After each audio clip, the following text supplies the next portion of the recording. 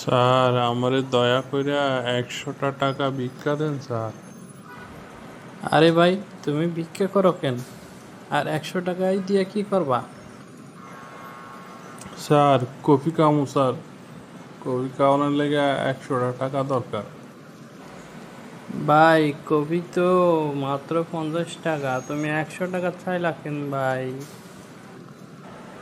Sir যে কি কয়, আমার তো গার্লফ্রেন্ড আছে না, দুইজনে মিলে কফি খামু, তাই 100 টাকা চাইলাম।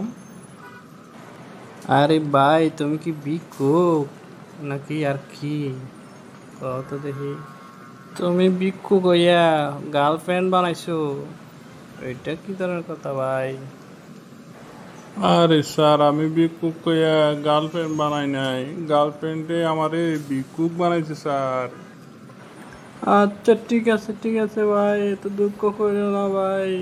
আরো কত কিছু যে দেখতে গো ভাই।